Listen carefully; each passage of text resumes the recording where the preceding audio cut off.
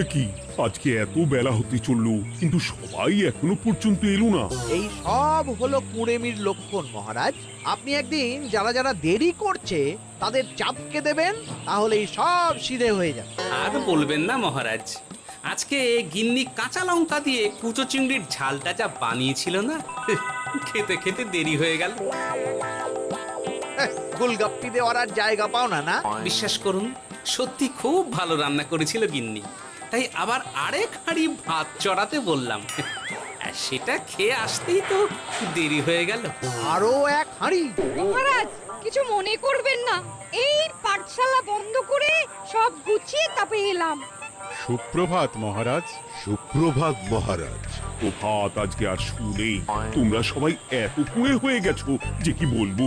মহারাজ, এই কুড়েমির আসল কারণ হচ্ছে চর্বি।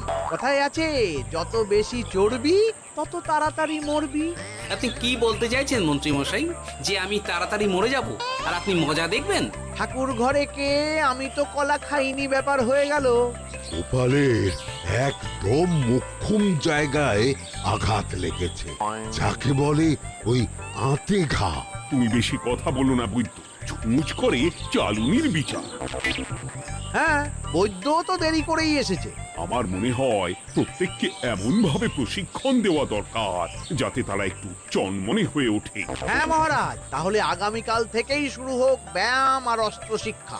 হ্যাঁ, কুঁড়ে থাকলে রাজ্যের কোনো বিপদ আপদেই সভাসদেরা কাজে আসবে না। ঠিক বলেছেন মহারাজ। তাহলে আর দেরি কেন, চলো সবাই এখনই আমরা মাঠে যাই। এই তো মহারাজ ভরপেট খেয়ে এলাম, এখনই মাঠে? ওসব অজুহাত দিয়ে লাভ নেই, চলো চলো চলো।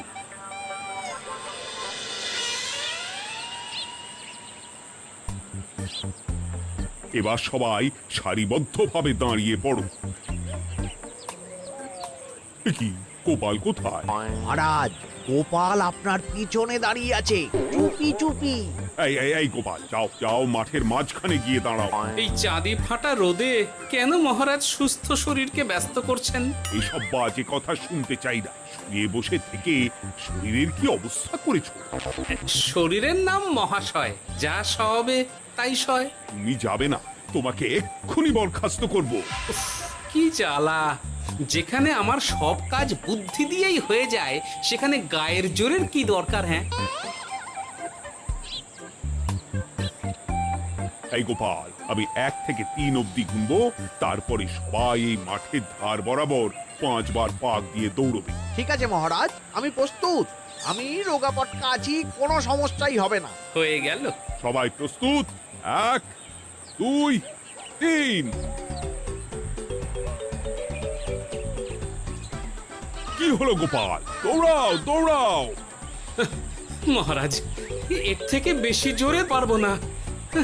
আই, কে আছো? একটা কঞ্চি দাও। এই সেরেছে।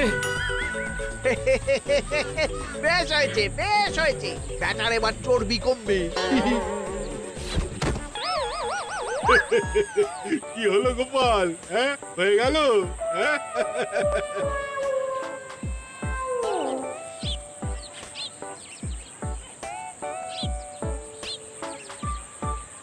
এই গুলতে উঠি, আমাদের দাদু উল্টে গেছে। হ্যাঁ, তাই তো দেখছি। চল চল গিয়ে দেখি। উফ, চেহারার কি অবস্থা বানিয়েছো গোপাল, হ্যাঁ? এতটুকু দৌড়তে গেলেই চিটপটাং। তাড়িয়ে দিন মহারাজ, এরকম বেঢপ চেহারা সভাসদকে আমাদের দরকার নেই। না না, তা বললে হবে না গোপাল, তুমি এক্ষুনি বাড়ি চলে যাও, কালকে আবার মাঠেই দেখা হবে। এই দাদু বাড়ি চলো। ওরে বাবারে!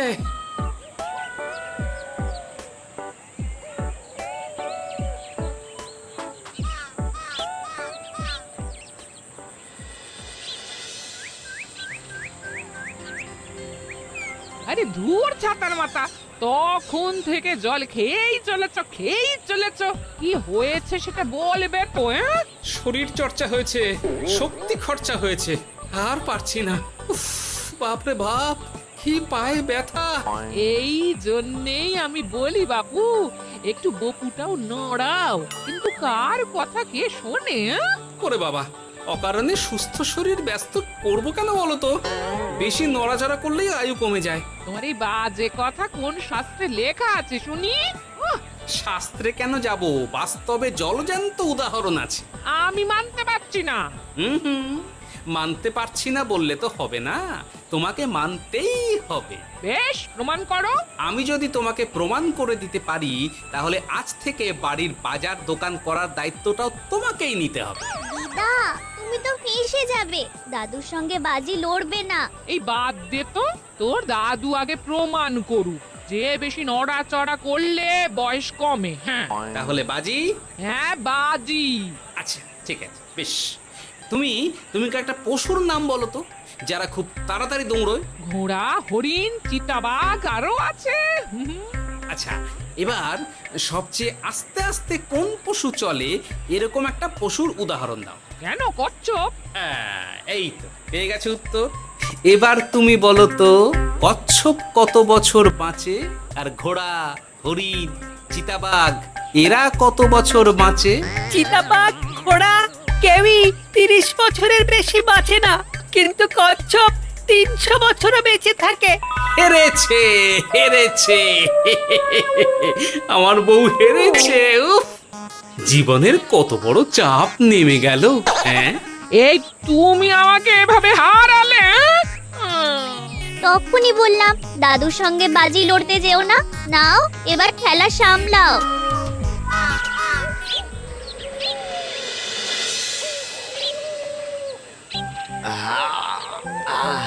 আরো ভালো করে মালিশ কর।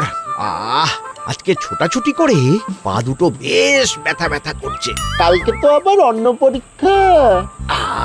আরে আমার হালকা চেহারা আছে, সব সামলে নেব। কালকে তো অস্ত্র চালনা হবে, কালকে আমি কাঁপিয়ে দেব। কাঁপাতে তো হবেই মন্ত্রী মশাই। আমরা আপনার শরীরে এমন ঘষা মাজা করে দেব না, মনে হবে আপনি না একটা জলযন্ত্র অস্ত্র অস্ত্র চালনা করতে যাচ্ছে। বাস এই তো চাই। ওরে বাবারে, আস্তে আস্তে। আরে বাবা, আপনার তো ইস্পাতের শরীর, ভাঙবে তবু মচকাবে না। চিন্তা করছেন কেন? ভয় পাবেন না, ভয়কে জয় করতে হবে। আরে আরে আরে, তোরা আমার কথাটার সাথে করছিসটা কি? মানুষটা মরে যাবে তো। চিন্তা করো না গিন্নি। বাবা, ওরা বলেছে আমার ইস্পাতের শরীর, ভাঙবে তবু মচকাবে না। একবার একবার এই বুড়ো বয়সে হাত পা ভাঙলে কি সামলাবে শুনি? মন্ত্রীমশাই, আমাদের বকশিসটা দিয়ে দিন, আমরা কেটে পড়ি। বাবারে বাবা, দিচ্ছি। এনে এত খাটানোর পরে এতেই এখন খুশি থাক। হ্যাঁ,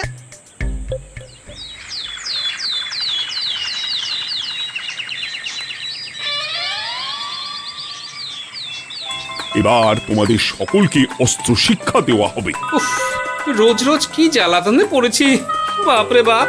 বাবা মা কাউকে ডাকার দরকার নেই, ভালো না লাগলে রাজসভা চাকরি ছেড়ে চলে যাও। মহারাজ, এটা তো উচিত নয়। যে যেটাই পারদর্শী তাকে সেটাই করতে দিন না।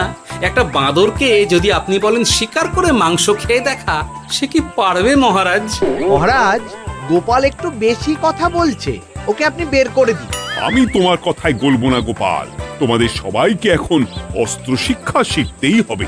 কর্তার ইচ্ছায় কর্ম, এখন তো আমার আর কিছুই বলার নেই। তাহলে আর দেরি কেন, তোমরা সবাই একটা করে ঢাল আর একটা করে তলোয়ার তুলে নাও।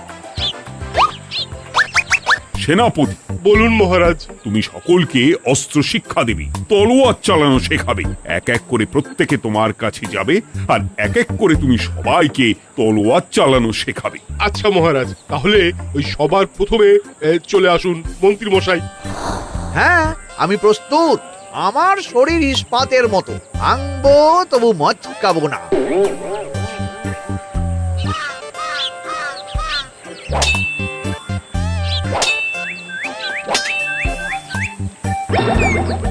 কি কেমন দিলাম?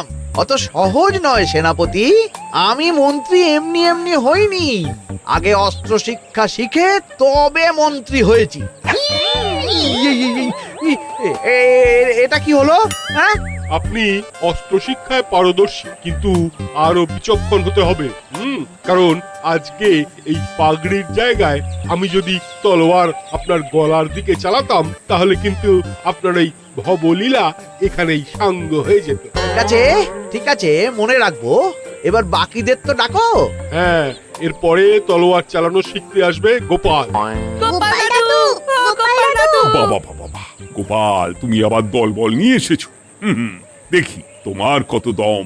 গোপাল, তুমি প্রস্তুত হও। হ্যাঁ হ্যাঁ, আমি প্রস্তুত। ওরে বাবারে, এ তো ভয়ানক চাপের কাজ। আমাকে বেশ বেগ পেতে হচ্ছে। সামলাও গোপাল।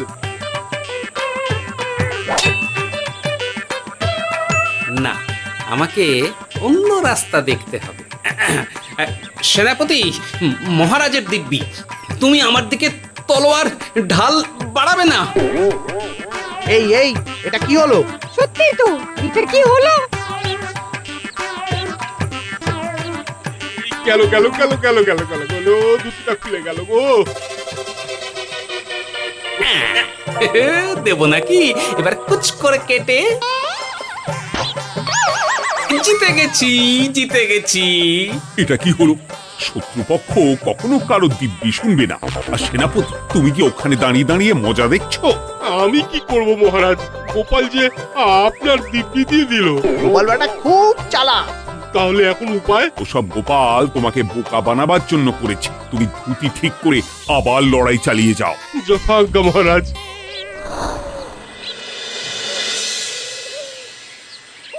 কিরে নেপলা, তোদের দিদা আমার জন্য কি রান্না করে পাঠিয়েছে রে?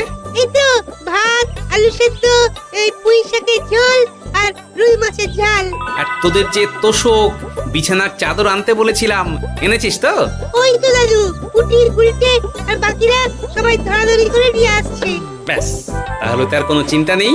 খেয়ে একটা জব্বর ঘুম দেব, কারণ এখানে যা রঙ্গ দেখছি তাতে বিকেল হয়ে যাবে। তলোয়ার শিক্ষা আজকের মতন এটুকুই থাক। এবার শুরু হবে বল্লম শিক্ষা। সবাই আবার আগের মতন সারিবদ্ধভাবে দাঁড়িয়ে পড়ো। আহ, তোদের দিদা ওই সবটা কিন্তু বেশ জব্বর বানিয়েছে। তোদের দিদার হাতের রান্নার কোনো তুলনাই নেই। আহা, কি স্বাদ! এ কি, গোপাল আবার কোথায় গেল? এই তো মহারাজ, আমি এখানে ওই পুঁয়ের ঝোল আর রুইয়ের ছাল দিয়ে ভাত খাচ্ছি। এসব কি মাঠের মধ্যে খাওয়া? আরে শরীরটাকে তো রাখতে হবে। তাড়াতাড়ি খেয়ে এইদিকে এসো। আসছি আসছি আসছি। এবার আমি তোমাদের দেখাবো কিভাবে বল্লম নিয়ে তেড়ে যেতে হয়। দেখান মহারাজ।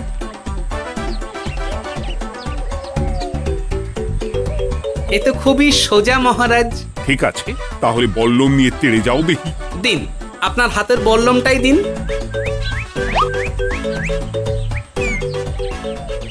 আরে আরে, গোপাল তো মাঠ থেকেই চলে গেল। আমি ডেকে আনছি মহারাজ। আরে আরে, ও গোপাল, গোপাল, মহারাজ ডাকছেন। থামো থামো। মহারাজ বলেছেন বল্লম নিয়ে তেড়ে যেতে। তেড়ে গিয়ে আবার ফিরে আসতে তো উনি বলেননি। আরে, এ তো মহা মুশকিল। উনি এক্ষুনি তোমাকে মাঠে ফিরতে বললেন। সেটা আপনাকে বলতে পারে সেনাপতি, আমাকে তো বলেনি। আমি চললাম।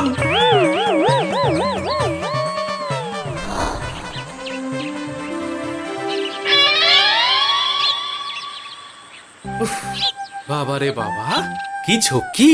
অনেক বুদ্ধি করে মাঠ থেকে খাটে চলে এসেছি। আমি আর উঠছি না। এ কি বলি, তোমাদের তো এখন অস্ত্র শিক্ষা নেওয়ার কথা। হ্যাঁ, তোমার বলা নেই, কোয়া নেই, অমনি বাড়ি চলে এলে। আরে বাবা, ওইসব অস্ত্র শিক্ষা মানেই সুস্থ শরীরকে ব্যস্ত করা, অসহ্য খাটনি, অযথা কষ্ট।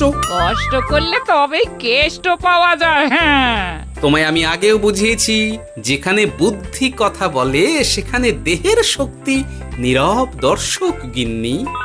আরে বাবা, সে না হয় বুঝলাম, কিন্তু মহারাজ তো ভালোর জন্য সবাইকে অস্ত্র শিক্ষা দেওয়ার চেষ্টা করছে না? আরে বাবা, যার যা কাজ তাকে সেটা করালেই পারে। মহারাজ তো সেটা বুঝতেই চাইছেন না। আমি এখন ঘুমো।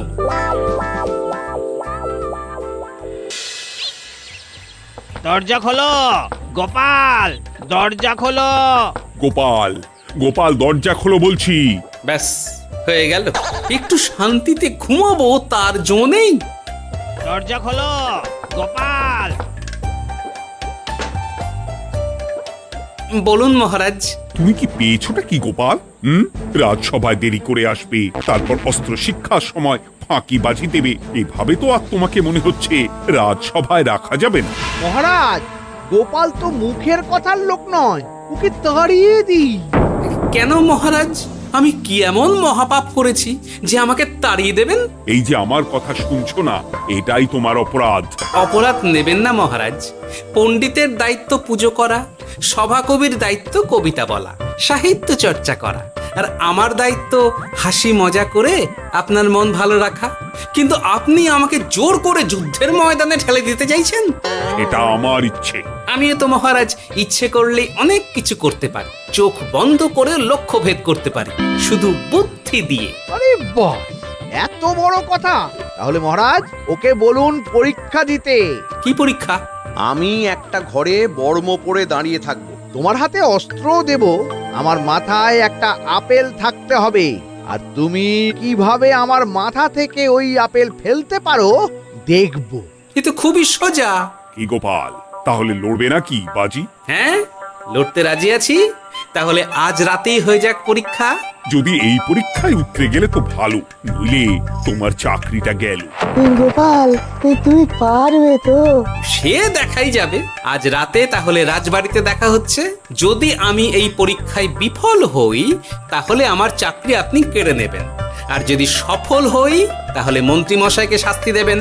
আমি নিজে সারা কৃষ্ণনগরে নাক্ষত দেব। বেশ, দেখা যাক।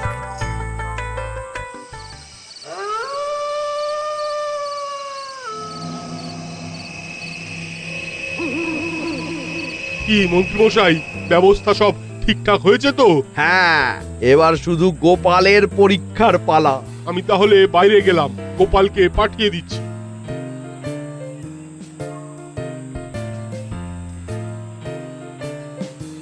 এবার যাও গোপাল, ঘরের ভিতরে যাও, দেখি তুমি কি করে মন্ত্রীর মাথা থেকে আপেল ফেলতে পারো। আপনি তো শুধু আমার চোখ ঢেকেছেন, আমার নাক মুখ কানও ঢেকে দিন, যাতে ঘ্রাণেন্দ্রিয় শ্রবণেন্দ্রিয়েরও সাহায্য না নিতে পারি। বেশ, তাহলে তাই হোক। আয়, কে আছো? গোপালের মুখ নাক আর কান ঢাকো। যথাজ্ঞা মহারাজ। একটু একটু মোটা কাপড় দিয়ে নাক মুখ ঢাকো, হ্যাঁ, যাতে সেভাবে আপেলের গন্ধ না পাই। বেশ বেশ।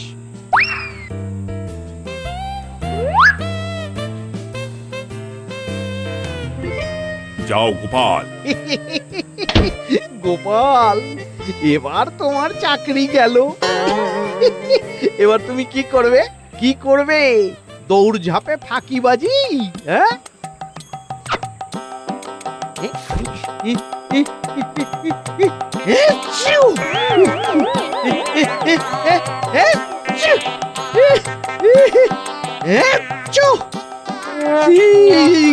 গেল গেল গেল গেল গেল, আপেল পড়ে গেল। আপেল পড়ে গেল? মহারাজ, এর মধ্যেই গোপাল আপেল ফেলে দিয়েছে। ঘরের ভেতরে চলো।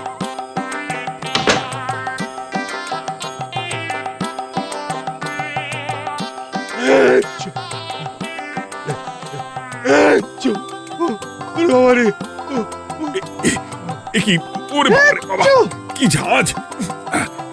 ওরে বাবারে বাবা। কি মহারাজ, দেখলেন তো গোপালের চমক? অস্ত্র ছাড়াই আপেল ফেলে দিলাম। কি, এটা তো তুমি নীতি বিরুদ্ধ কাজ করেছো। সারা ঘরে নস্যি ছড়িয়ে দিয়েছো। মহারাজ, হাত থেকে আপেল পড়ে গেছে। এবার সারা কৃষ্ণনগরে নাক্ষত দিতে হবে। সত্যি সত্যি গোপাল, বুদ্ধিতে তোমার জুড়ি মেলা ভার। আমার নাম গোপাল ভাঁড়। একটা কথা মনে রাখবেন, কেউটে সাপের লেজে পা দেবেন না, আর গোপালের কাজে বাধা দেবেন না। যে কাজ বুদ্ধি দিয়ে করা যায় তার কাছে শক্তি ছোট্ট শিশু মাত্র। সত্যি গোপাল, আজ তুমি সেটাই প্রমাণ করে দিলে। আর আজ থেকে তোমাকে তোমার ইচ্ছার বিরুদ্ধে খাটাবো না। তুমি খাও দাও ভুড়ি বানাও। যার যা কাজ সে তাই করবে। যেমন এখন মন্ত্রী মশাই নাক্ষত দেবেন। হ্যাঁ, ভুল করে বাজি ধরে ফেলেছি, এখন নিজেই চাপে পড়ে গেলাম। তাহলে আর দেরি কেন? নাক্ষত এখন থেকেই শুরু হোক। কৃষ্ণনগরের রাস্তা শেষ হতে হতে সকাল হয়ে যাবে।